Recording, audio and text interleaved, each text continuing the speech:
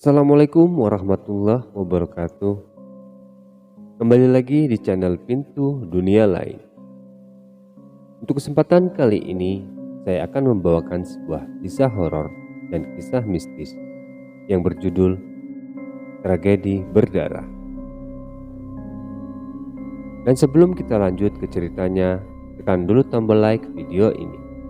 Jangan lupa tekan juga tombol subscribe channel ini dan tombol lonceng notifikasinya agar tidak ketinggalan cerita-cerita horor lainnya dari channel ini. Seperti apakah untuk kisah kali ini? Langsung saja kita masuk ke ceritanya.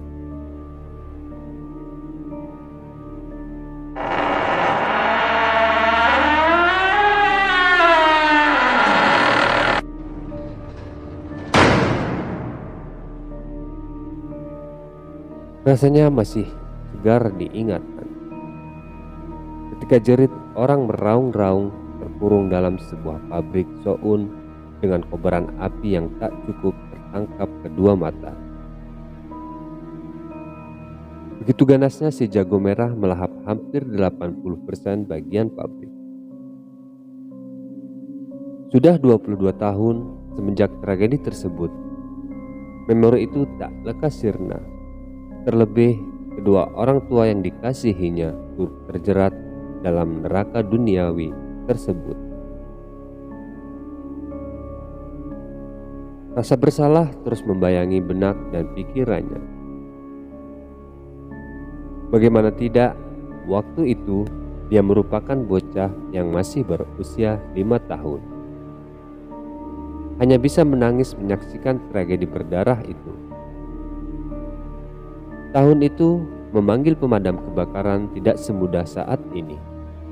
Orang-orang desa hanya berusaha memadamkan api dengan sebuah ember yang mereka ambil berulang kali dari sungai dan sumber air terdekat. 1975. Mayoritas penduduk di desa saya adalah petani. Ada yang menggarap lahan sawahnya sendiri, ada pula yang menggarap lahan sawah milik tuan tanah yang kala itu sedang berjaya. Meski begitu, semua berjalan baik-baik saja, walau kesenjangan sosial marak di mana-mana. Yang kaya, kaya sekali, yang miskin, miskin sekali. Menyedihkan. Menyaksikan banyak keluarga kecil yang menggarap lahan sawah milik juragan dengan susah payah dan segala upaya, namun hanya mendapat upah 10% dari hasil panen setiap 3 bulan sekali. Itu pun kalau hasilnya bagus.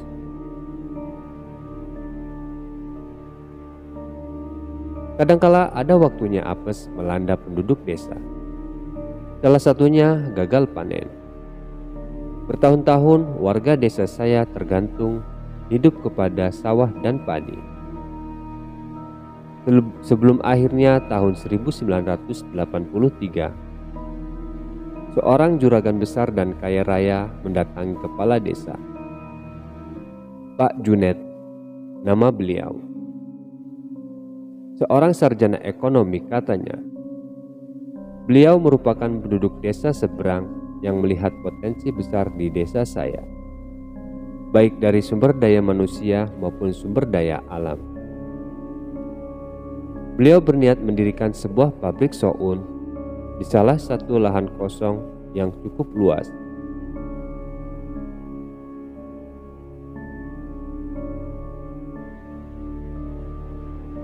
Yang berbatasan langsung dengan lahan pertanian desa.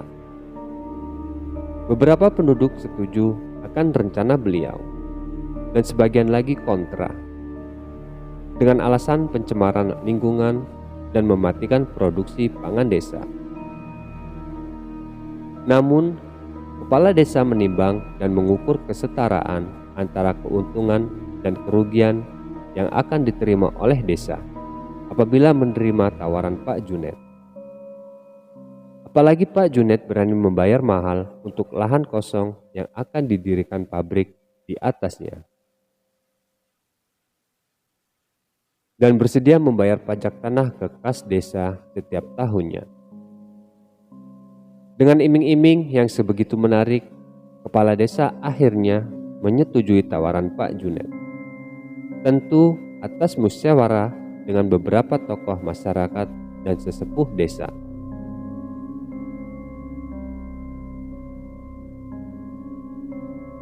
Proses pembangunan pabrik berjalan begitu cepat. Hanya perlu waktu 7 bulan untuk pabrik seluas 1 hektar itu berdiri kokoh lengkap dengan area penjemuran dan area limbah. Saya masih sangat ingat, Pak Junet mengerahkan 500 kuli bangunan yang bekerja sama selama kurang lebih 18 jam untuk bisa mencapai target selesai pembangunan pabrik. Pak Junet mengambil kuli-kuli tersebut dari luar desa maupun penduduk desa saya.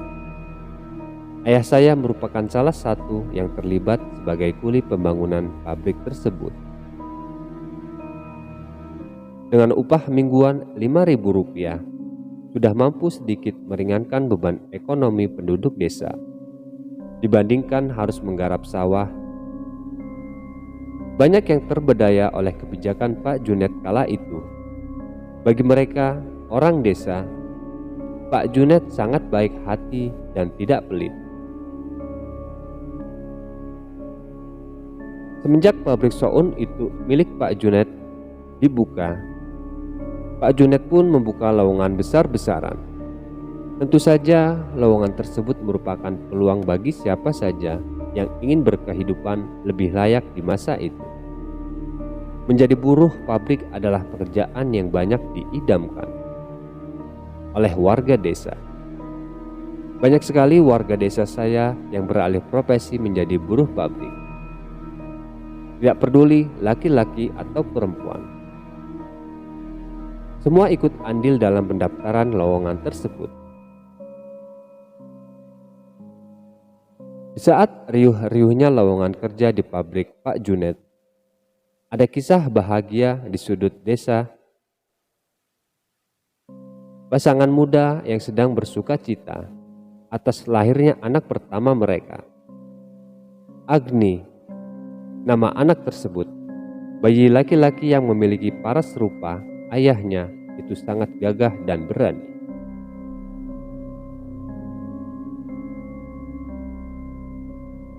Sampai cerita ini ditulis, Agni merupakan laki-laki yang mengisahkan cerita pilu kehidupannya. Agni tumbuh menjadi bujang tampan dan bijaksana. Kabarnya kedua orang tuanya, Agni memberi nama Agni bukan tanpa sebab, melainkan ada harapan kuat di dalamnya. Orang tua Agni berharap Agni kelak akan menjadi orang yang pemberani seperti api dalam melawan kebodohan, ketidakadilan, dan kekeliruan. Namun bukan itu yang akan saya ceritakan. Saya ingin berbagi perasaan sebagai seorang Agni yang menanggung duka begitu dalam. Sadar akan kebutuhan yang kian bertambah, Pak Rum, ayah Agni, turut mendaftarkan dirinya sebagai buruh pabrik. Hampir semua pendaftar dinyatakan diterima di pabrik. Karena Pak Junet memang membutuhkan ribuan buruh untuk menjalankan bisnisnya.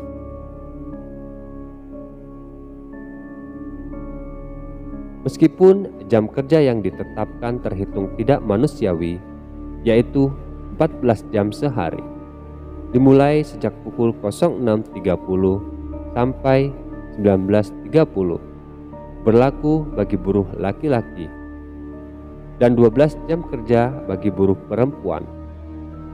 Upahnya pun tidak begitu besar, hanya 2.500 setiap hari Sabtu.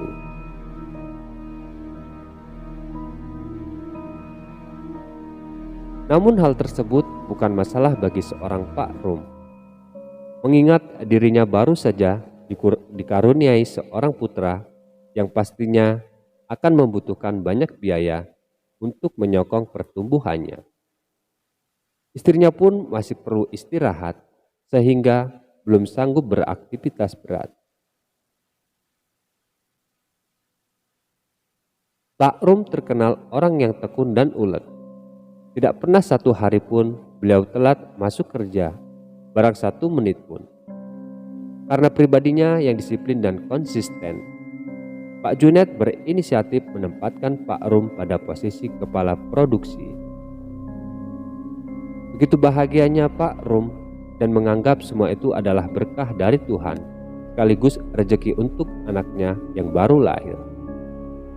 Hari berganti minggu, minggu berganti bulan. Pabrik Pak Junet kian eksis, terlebih dengan penggunaan mesin-mesin produksi yang tergolong mewah di zaman itu. Hasil produksi Soun pun selalu berlimpah ruah dan selalu sesuai target. Soun pabrik Pak Junet terkenal produk yang bagus dan berkualitas. Customernya sudah ada di mana-mana sampai keluar kota dan luar provinsi. Bulan berganti tahun. 1987. Kejayaan pabrik Pak Junet mulai redup karena peminat Soun kian turun drastis. Pak Junet yang awal mendirikan pabrik masih berumur laki-laki paruh baya, kini kian menua. Beliau sudah jarang datang ke pabrik untuk memeriksa proses produksi. Semenjak itu, banyak kejadian yang sulit diterima oleh nalar. Pak Rum yang telah mengabdi lama kepada Pak Junet sejak pabrik beroperasi, telah menjadi satu-satunya orang kepercayaan Pak Junet. Pak Rum dipercaya untuk mengawasi mobilitas pabrik, ibarat seperti tangan kanan Pak Junet.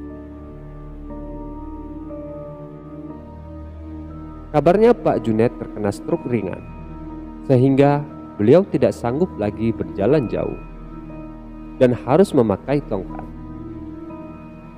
Namun sebulan sekali biasanya Pak Junet datang ke pabrik menaiki mobil bersama supir pribadinya. Itu pun hanya sebentar. Namun anehnya, setiap berkunjung ke pabrik, beliau selalu mengajak Pak Rum ke area limbah pabrik, yang lokasinya ada di tepi belakang wilayah pabrik. Areanya tertutup, hanya ada beberapa kolam-kolam memanjang dengan lebar 1 meter. Kolam-kolam tersebut berisi limbah-limbah sisa produksi Soun. Pak Junet tidak ingin ditemani oleh siapapun kecuali Pak Rum. Di samping area limbah terdapat sekotak kamar mandi yang cukup luas berukuran 3 kali 3 meter. Di dalamnya berisi sumur dan area pemandian. Di sekeliling tembok kamar mandi terdapat keran-keran air. Biasanya beberapa buruh yang menginap di pabrik melakukan MCK di kamar mandi tersebut. Tidak ada yang tahu pasti apa yang dilakukan Pak Junet dan Pak Rum tiap kali mereka masuk ke area limbah. Namun sempat terdengar desas-desus bahwa setiap 1 bulan sekali Pak Junet datang dengan membawa sekantong kresek hitam. Salah satu buruh bernama Pak Yadi sempat tidak sengaja memergoki Pak Junet, menunjukkan isi kantong kresek tersebut kepada Pak Rum di ruang produksi. Waktu itu kebetulan Pak Yadi masih membersihkan mesin-mesin produksi. Namun Pak Junet dan Pak Rum masuk dengan menutup pintu depan ruang produksi. Seketika itu Pak Yadi pun bersembunyi dan sedikit melihat apa yang ada di dalam kantong kresek hitam, yaitu kepala manusia. Pak Yadi berkali-kali mengingat detail kejadian yang dia lihat langsung dengan kedua matanya. Pak Yadi sangat yakin dia tidak salah lihat. Setelah Pak Junet menunjukkan isinya bersama Pak Rum, mereka menuju area limbah. Pak Yadi pun buru-buru keluar dari ruang produksi dan tidak ingin tahu apa yang akan dilakukan Pak Junet selanjutnya. Semenjak desas-desus itu menyebar dari mulut ke mulut, hampir sudah menjadi rahasia umum bagi buruh-buruh pabrik Pak Junet. Namun, tidak satupun buruh yang berani menanyakan kebenarannya, baik kepada Pak Rum maupun Pak Junet. Mereka memilih tidak ikut campur dengan urusan atasan.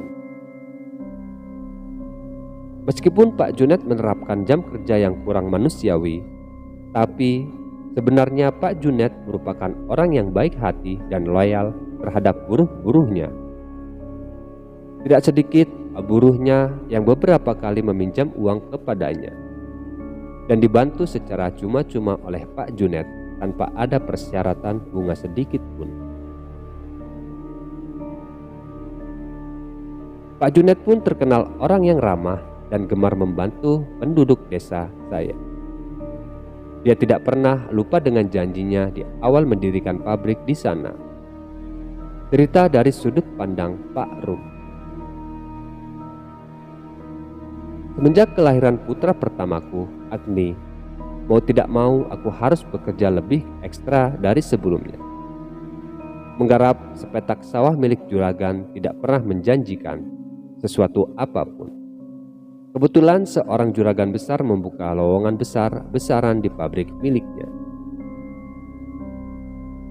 Awal aku diangkat menjadi kepala produksi, Pak Junet sudah mewanti-wanti bahwa bisnisnya ini mungkin tidak akan bertahan lama, hanya sekitar 5 tahunan. Aku sempat protes kenapa seperti itu. Sudah, kamu nurut saja Rum. Gajimu masih kurang, sahut Pak Junet dengan nada sedikit naik.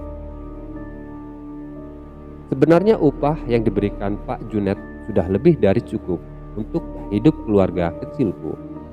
Namun, ucap Pak Junet sedikit merampas kepercayaanku kepada beliau. Jika beliau sudah tahu bahwa bisnisnya tersebut mungkin tidak akan bertahan lama, lalu kenapa beliau mendirikan pabrik Soun? Untuk apa? 4 tahun sudah aku mengabdi kepada Pak Junet. Semua berjalan dengan baik dan sesuai rencana. Namun akhir-akhir ini bisnis Pak Junet mulai mengalami titik kritis. Penjualan sudah tak mampu lagi menutup target yang ditetapkan. Pak Junet sering bercerita bahwa hutangnya mulai menumpuk di mana-mana.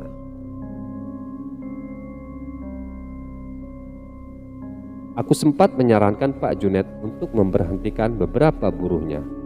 Toh saat itu produksi juga tidak sebanyak dulu waktu masih berjaya. Namun Pak Junet menolak keras saranku. Aku gak mau Rum ngorbanin buruh-buruhku, karena mereka punya keluarga yang harus dihidupi.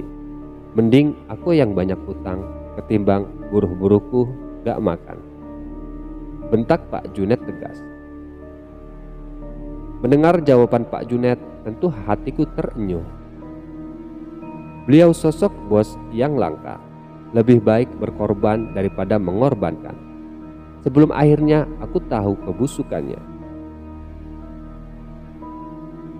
Tepatnya hari Kamis malam Jumat Kliwon. Sore hari pukul 16.00, Pak Junet datang menaiki mobil di antar supirnya. Aku yang kebetulan sedang berada di area penjemuran bersama beberapa buruh pun langsung menyapa mendekati ke arah kedatangan Pak Junet. Pak Junet membawa sekantong kresek warna hitam. Aku tidak tahu apa isinya, namun terlihat bulat dan sedikit berbobot.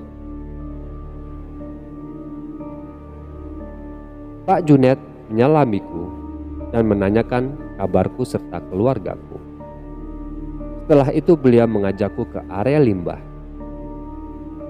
Di sana beliau sedikit bercerita bahwa beliau telah memikirkan matang-matang.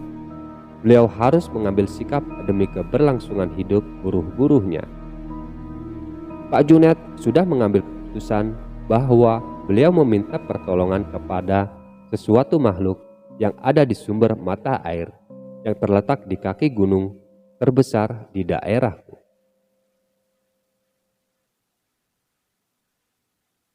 Tahun itu bukan suatu hal yang mengejutkan seseorang meminta pertolongan bukan kepada Tuhan.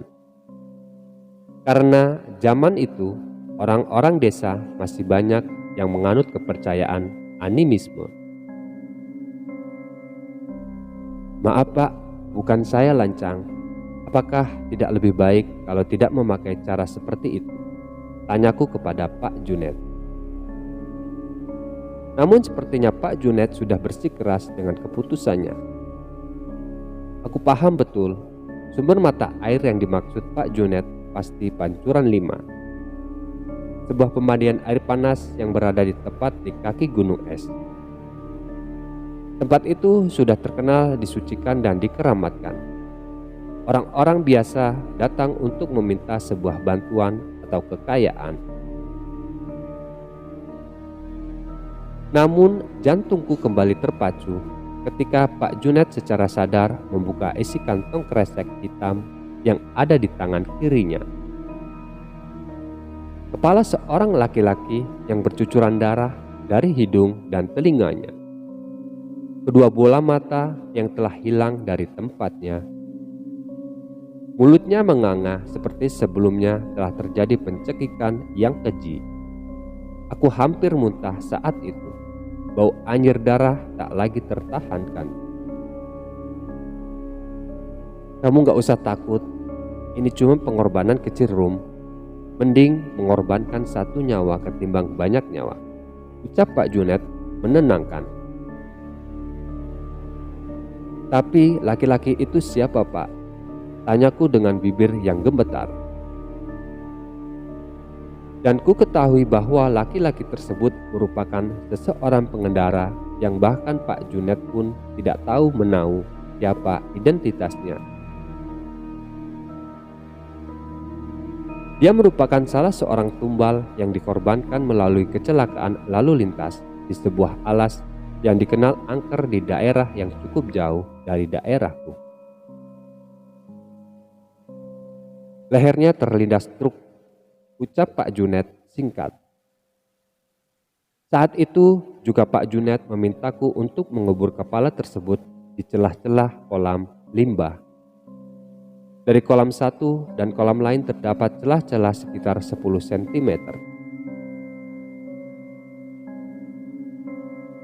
Aku cuma seorang buruh, seorang bawahan, tidak mampu mengelak apapun yang diperintahkan Pak Junet. Dengan menahan mual setengah mati, aku turuti kemauan Pak Junet tanpa bertanya sepatah kata pun. Entah kenapa, sejak saat itu Pak Junet berubah menjadi orang yang sedikit arogan.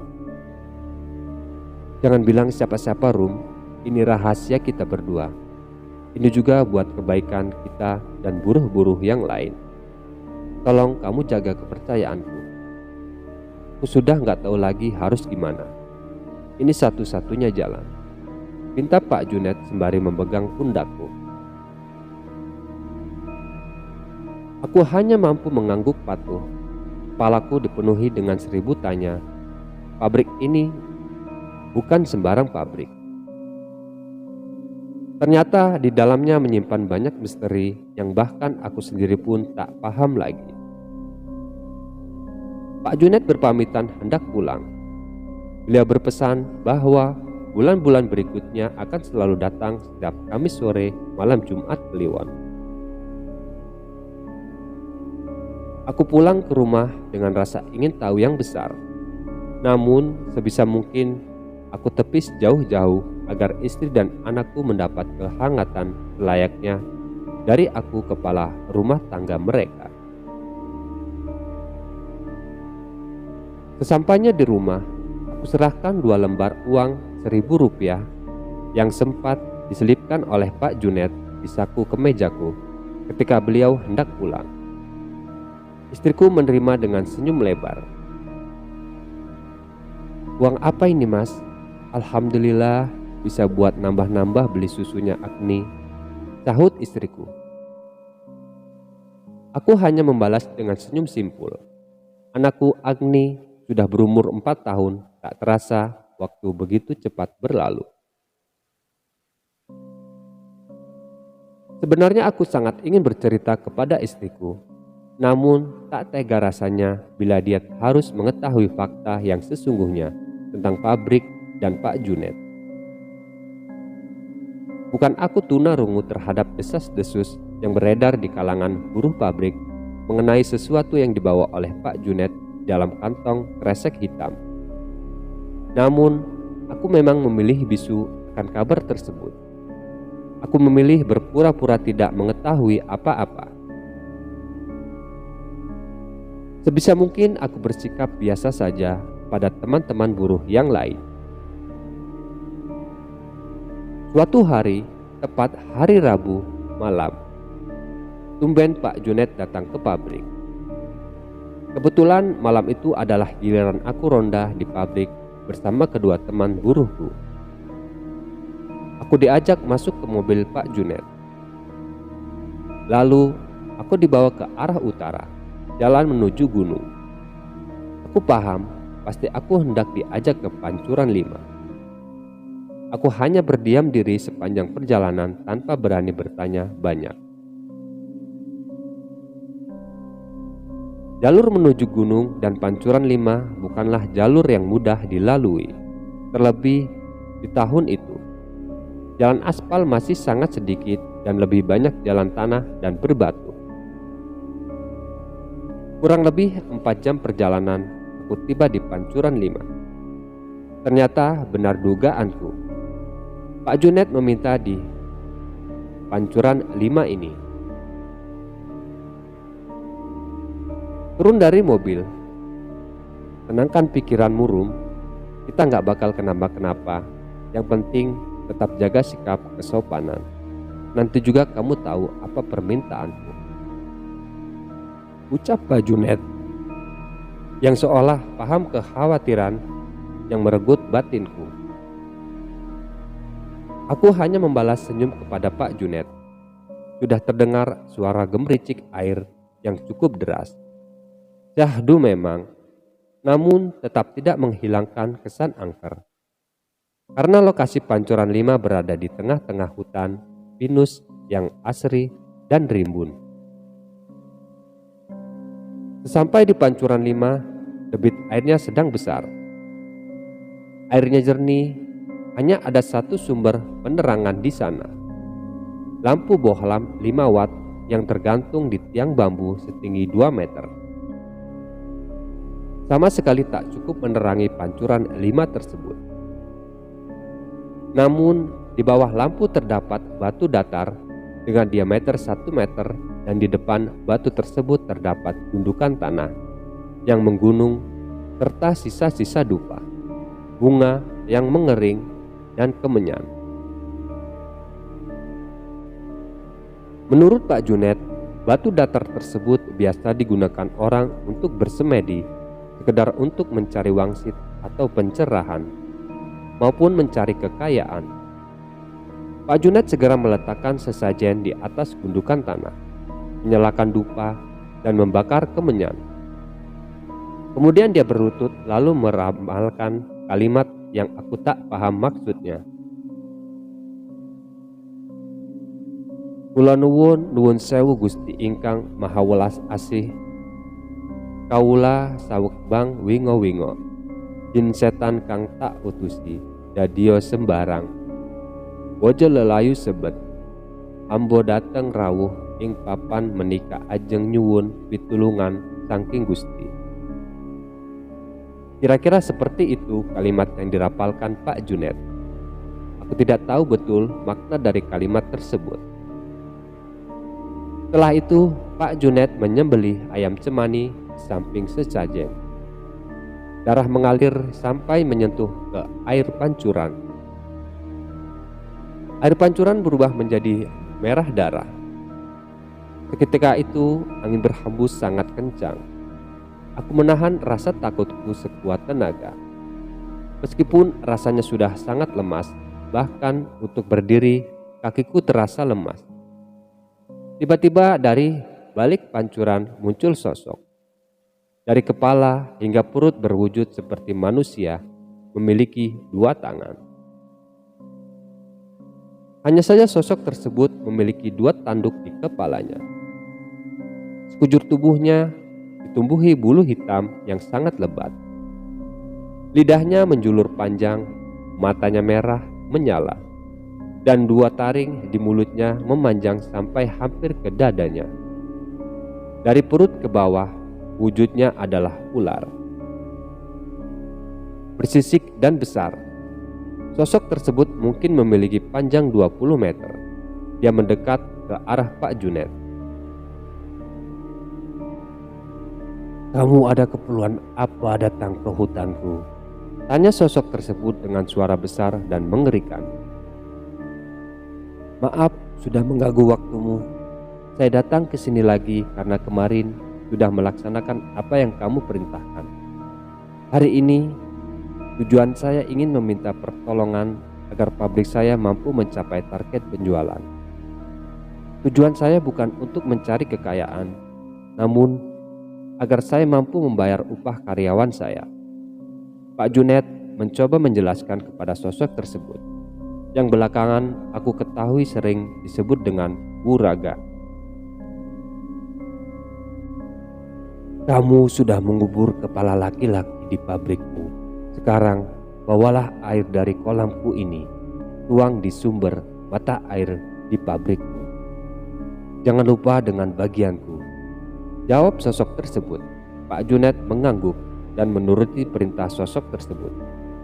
Diambilnya air dari kolam di pancuran 5 dengan menggunakan botol kaca. "Terima kasih banyak, Wuraga," ucap Pak Junet. Ketika angin kembali berhembus kencang dan sosok itu perlahan mulai menghilang.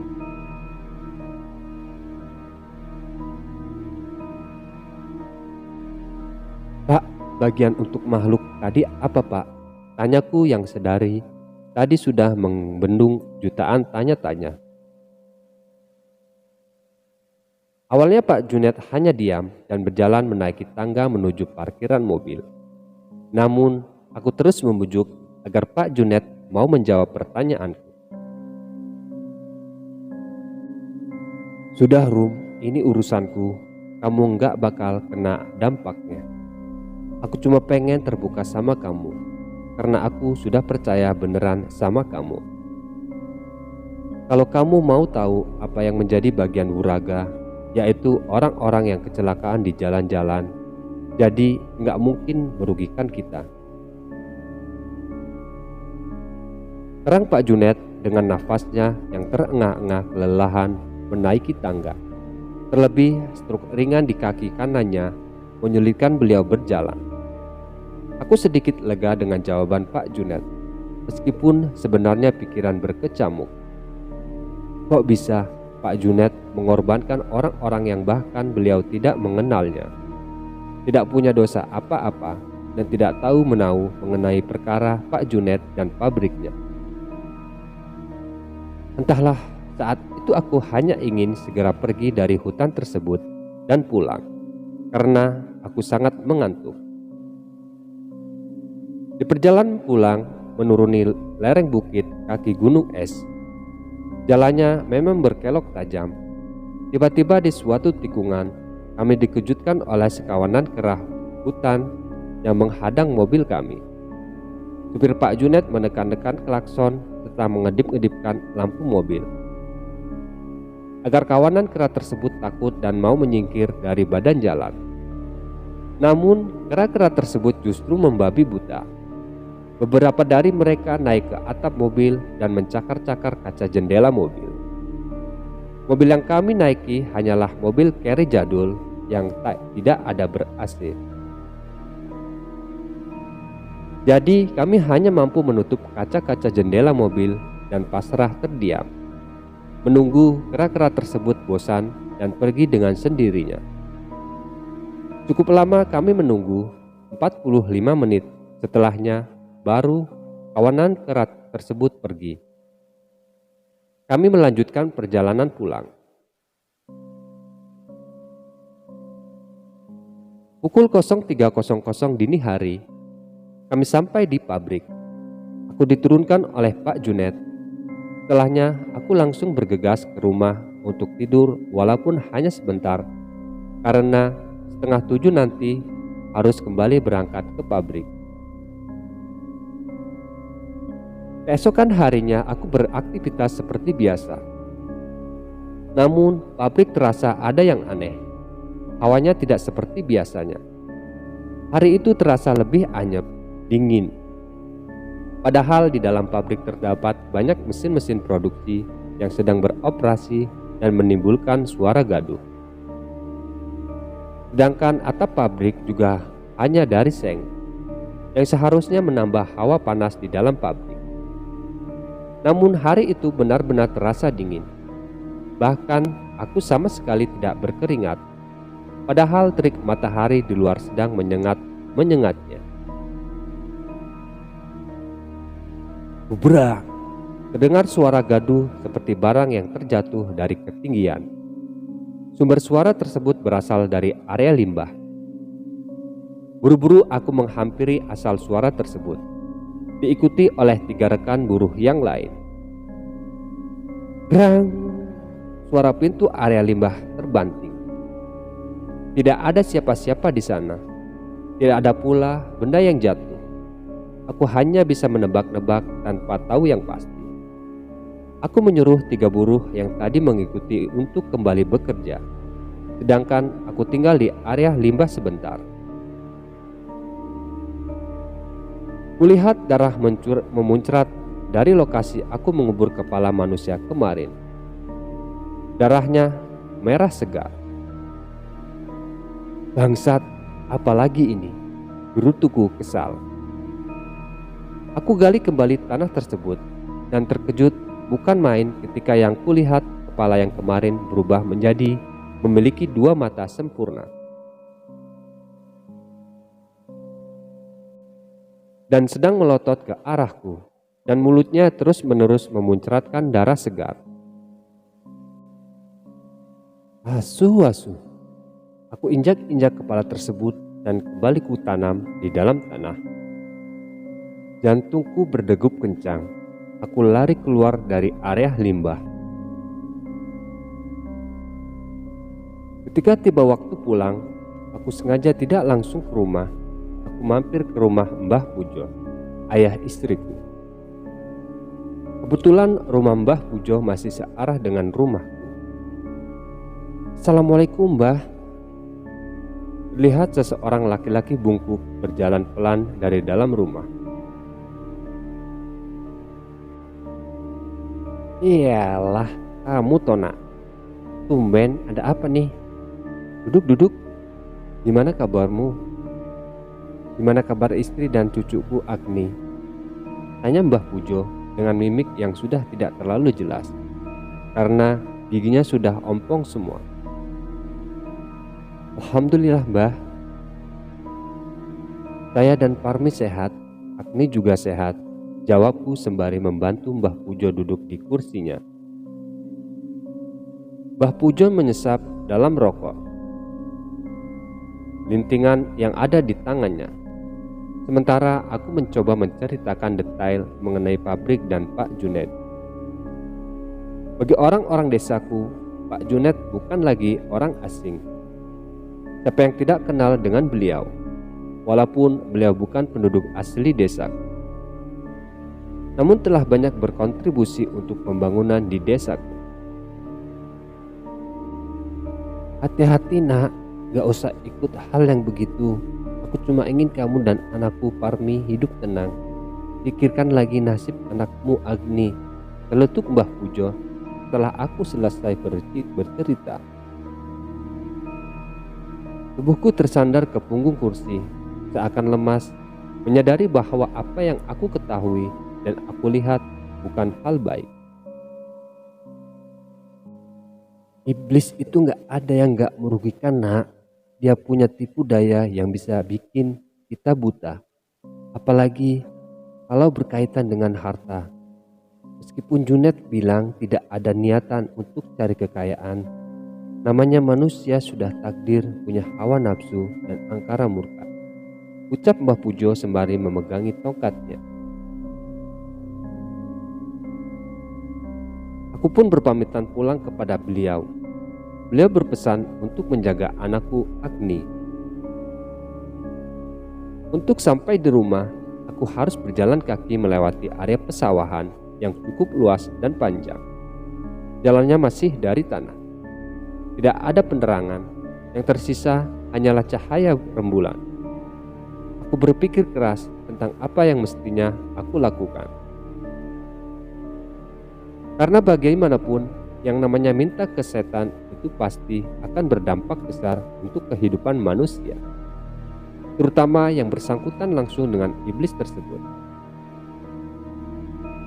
Sesampai di rumah, aku melihat istri dan anakku sudah tertidur pulas. Entah mengapa malam itu aku sangat ingin mencium pipi mereka.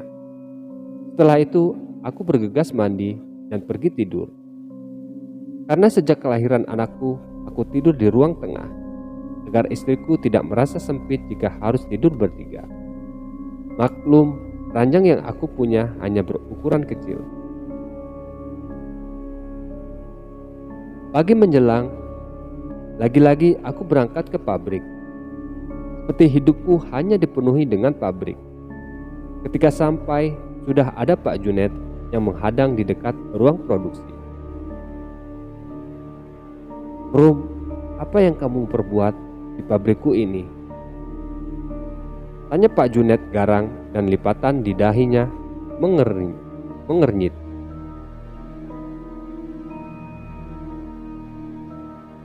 "Aku sudah percaya padamu, namun ini balasannya," lanjutnya sembari mendekati ke arahku. Jujur, aku sama sekali tidak mengerti apa yang dimaksud oleh Pak Junet. Aku hanya terdiam dan melangkah mundur. "Lihat saja Rum, aku sudah gak bisa apa-apa. Tanggung sendiri akibatnya," ucapnya kemudian. Pergi meninggalkanku. Pak Junet menaiki mobilnya. Aku buru-buru lari ke area limbah. Napasku terengah-engah. Betapa terkejutnya ketika aku melihat 6 orang buruh terikat kepalanya di tiang lumur. Semua sudah mati, lidahnya menjulur karena tercekik tali. Matanya melotot dan darah mengalir dari hidung. Aku yang menyaksikan kejadian tersebut hampir menangis. Wajahku merah padam, aku tidak tahu harus berbuat apa. Pukul-pukulkan tanganku ke tembok. Aku bergegas memanggil buruh yang lain untuk melepas tali-tali yang membunuh para buruh.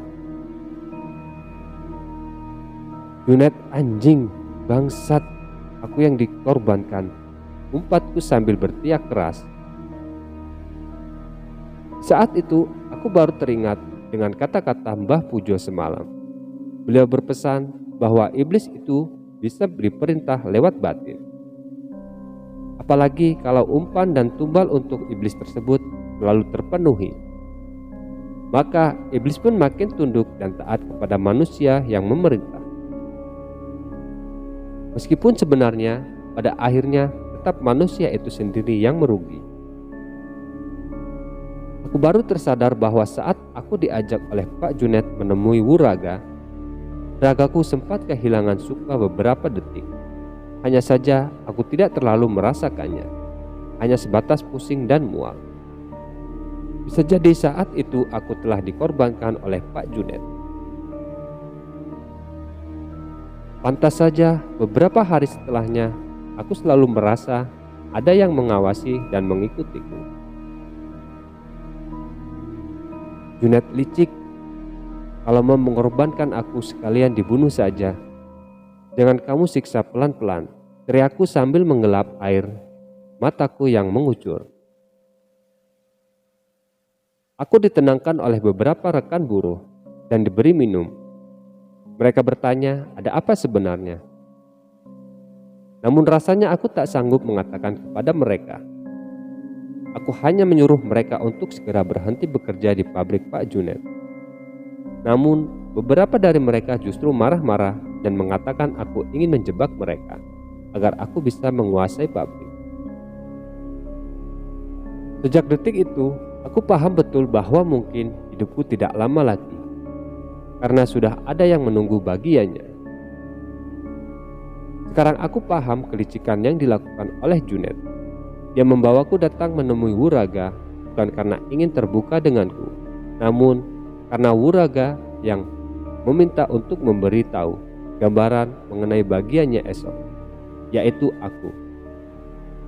Namun dengan kelihayan sandiwara mereka, aku pun terbedaya. Barangkali aku terlalu menganggap Pak Junet adalah sosok yang baik hati selama ini, sehingga begitu polosnya diriku kemarin. Sepulang dari pabrik, aku mampir ke rumah Mbah Pujo lagi dan menceritakan segalanya. Mata Mbah Pujo berkaca-kaca karena mungkin beliau sadar anaknya Parmi akan segera menjanda dan cucunya Agni akan menjadi anak yatim. Namun nasi sudah menjadi bubur, tidak ada yang bisa diperbuat selain berserah kepada Tuhan Yang Maha Esa. Ada satu cara nak agar kamu bisa terlepas dari hal ini, tapi resikonya pun besar sekali. Apa kamu siap? Tanya Mbah Pujo. Datanglah ke Pancuran 5 sambil membawa ini. Temui iblis itu, jangan ada keraguan di hatimu. Tuangkan di kolamnya dia. Insya Allah ini bisa menghentikan hal yang kamu hadapi. Semoga bisa menyelamatkan teman-temanmu di pabrik, ucap Mbah Pujo sambil menyodorkan cairan di dalam botol kaca kecil. Yang ternyata itu adalah air zam-zam yang masih beliau simpan. Oleh-oleh dari tetangga yang dulu pergi berhaji. Iya, terima kasih Mbah. Malam ini saya mau langsung ke Pancuran 5. Minta doanya dan restunya. Aku bergegas pamit pulang ke rumah untuk bersiap-siap menuju Pancuran 5. Setelah semua siap, aku pamit kepada istriku.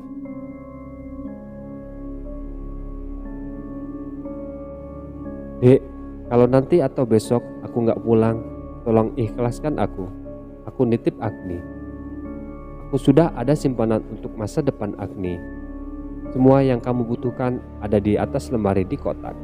Ucapku sembari mengelus rambut istriku yang sedikit menitikkan air mata. Dia sempat beberapa kali menahan tanganku agar tak pergi. Namun, mau tidak mau aku harus menghentikan kelicikan Junet. Aku pun berlari menuju rumah Yanto, sahabat karibku yang kebetulan dia memiliki sepeda motor. Cerita Pak Rum pun berakhir sampai di situ. Cerita Pak Rum ditulis berdasarkan kesaksian dari Mbah Pujo yang memang sudah mengetahui ceritanya dari Pak Rum sendiri. Kemudian berlanjut dari sudut pandang Parmi, istri Pak Rum. Aku benar-benar tidak menyangka karena malam itu suamiku nekat meninggalkan aku dan anak semata wayangku. Waktu itu Agni sudah terlelap tidur. Aku berusaha menahannya, namun percuma. Suamiku memang keras kepala. Jika sudah menghendaki sesuatu, maka harus dia lakukan. Aku bahkan tidak tahu apa yang sedang suamiku hadapi, karena dia memang tidak pernah menceritakan sedikit pun masalah yang ada di pabrik. Aku mengira semua berjalan baik-baik saja. Bagaimanapun aku harus kuat, menyadari bahwa malam itu ternyata malam terakhir aku berbicara dengannya. Karena kenyataannya suamiku tak pernah ada tanda kembali. Dari sudut pandang Mbah Pujo, pukul 02.00 dini hari, kentongan dipukul keras-keras. Meskipun pendengaranku telah sedikit berkurang, aku masih ingat jelas bahwa warga desa berteriak kalang kabut. Kobongan! Kobongan, pabrik Soun kobongan, teriak para warga.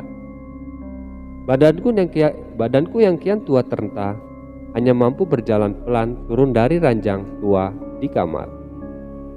Aku menuju teras rumah dan benar saja warga telah banyak berlarian menuju arah pabrik.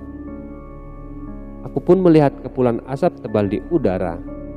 Tiba-tiba anakku Parmi berlari ke halaman rumahku sambil menggendong Agni yang kala itu masih 5 tahun. Bocah itu hanya terdiam kebingungan.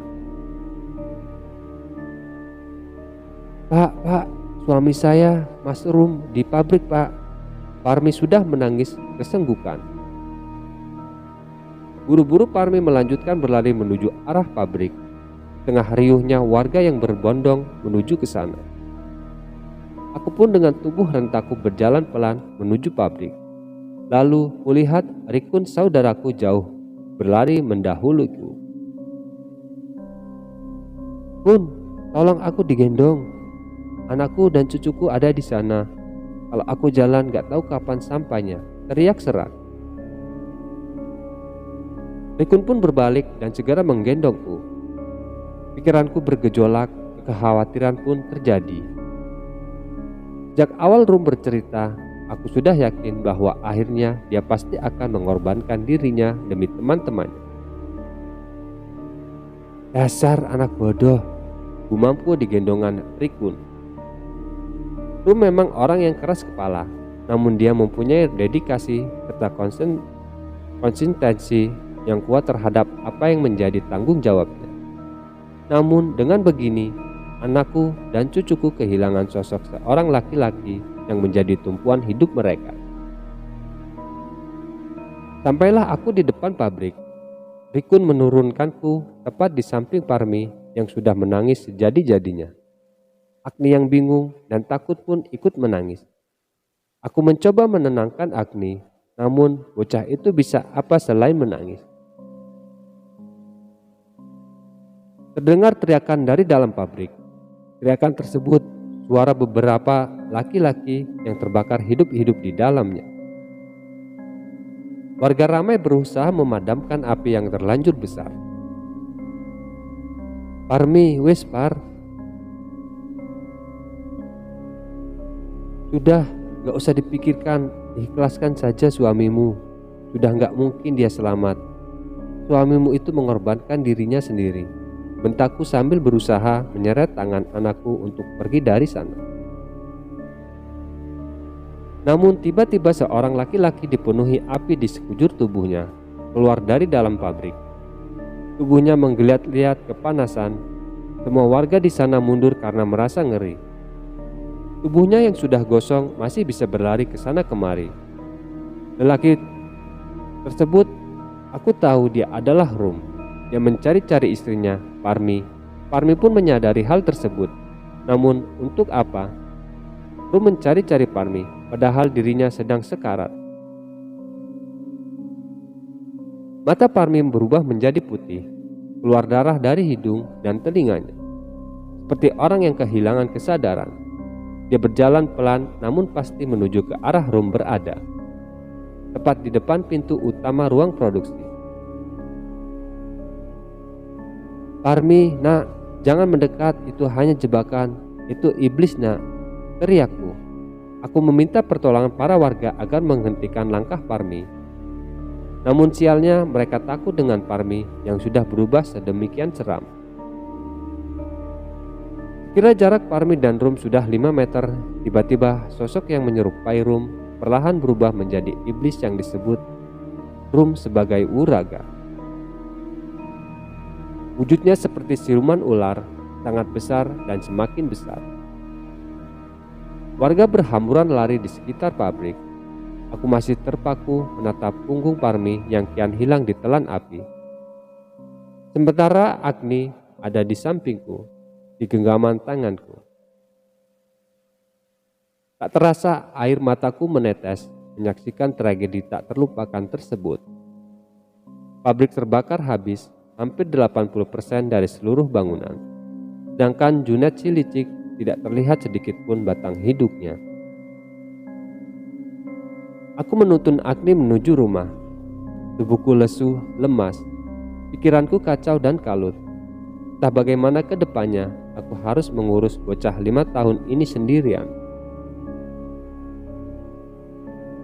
Sebulan setelah kebakaran pabrik, Ku dengar kabar Junet semakin sukses dan kaya raya. Dia pun berencana mendirikan pabrik sepatu kulit di desa seberang. Mungkin lebih tepatnya dia akan mendirikan pabrik tumba lagi bersama angklek-angkleknya.